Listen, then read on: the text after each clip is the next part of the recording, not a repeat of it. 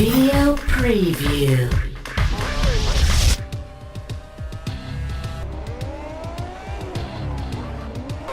I'm Andy Gray, I'm the Communications Manager at Codemasters. I look after F1 2010. The licence is huge and the sport is massive, the fan base is huge, but the titles have never perhaps performed as they should be. So a lot of work went into focus group testing and just talking to people, especially in the States, about their perception of F1 as a sport and also as a game. And we got some really interesting feedback from that about what's been right and what's been wrong about previous F1 games.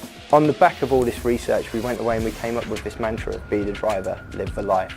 So be the driver stuff kind of speaks for itself, that it's all the on-track stuff, it's all the official licence, so the 24 licensed drivers, 12 licensed teams, 19 tracks.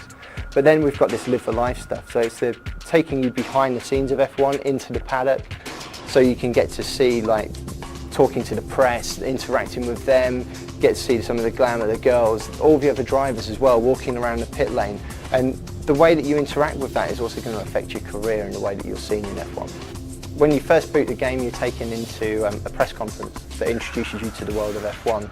So it's basic information like your name, where you're from, all that kind of thing. But then we also drill down a little bit so we can shape your game experience without you having to go into loads of menus. The idea being that, for example, take two real extremes. It's like, I'm really new to F1, I want someone to kind of hold my hand, help me through, explain things for me.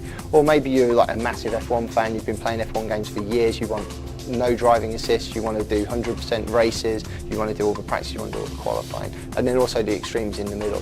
Then you can also set your career length in the same time, so you can have a 3, a 5 or a 7-year career.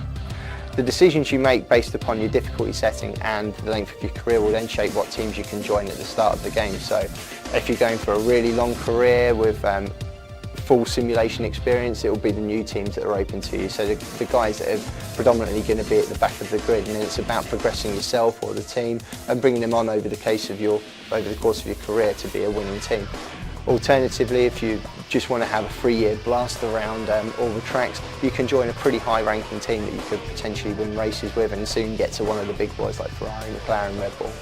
One of the major rivalries in F1 is always with your teammate. He's the guy that's got, in theory, exactly the same machinery as you have. He should be doing relatively the same as you. If he's doing better, then that shows he'd probably be a better driver. If you're doing better, shows you're probably the better driver.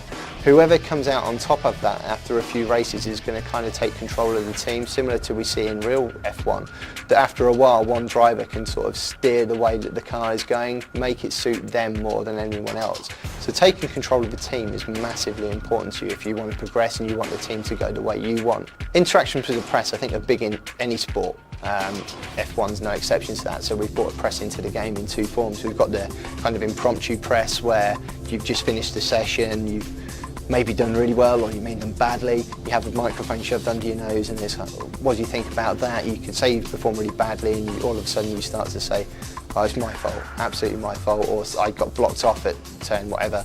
Or maybe you say the team have made a mistake, the car's just no good this weekend. But that in turn is then going to have an effect on the way the team see you and also the way other drivers see you, the way other teams see you.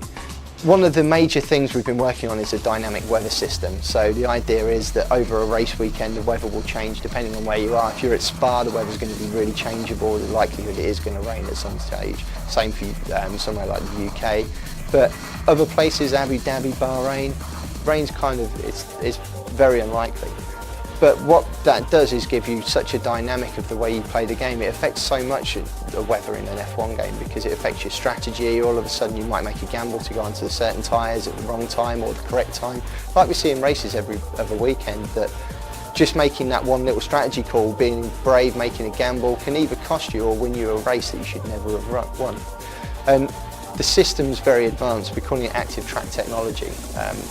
Basically what it means is that the track knows for every square 30 centimetres how much grip there is, how much rubber there is on the track. If it's offline, it knows how much dust there is, how many marbles. So the track will start off in what's known as a green state with very little rubber on it. Over the course of the weekend it will really build up. The racing line will become really sticky, really full of grip. Offline where there'll be marbles and dust and all that kind of stuff that you don't want to stick to your tyres. So getting on that racing line is really important. If all of a sudden it rains, that'll wash everything away, but also then you have a drying line that you'll need to stick to and then other areas of the track where you'll get puddles, so it's not just a uniform level of water. What you'll also find then is as it starts to dry, you might have to seek out some puddles or wetter areas to keep your tyres cool, or you make that call and go, I'm going to be the first person to go onto Inters, or even more brave, I'm going to go onto one of the dry compounds. So F1 2010 is available on PS3, Xbox 360 and PC from September this year.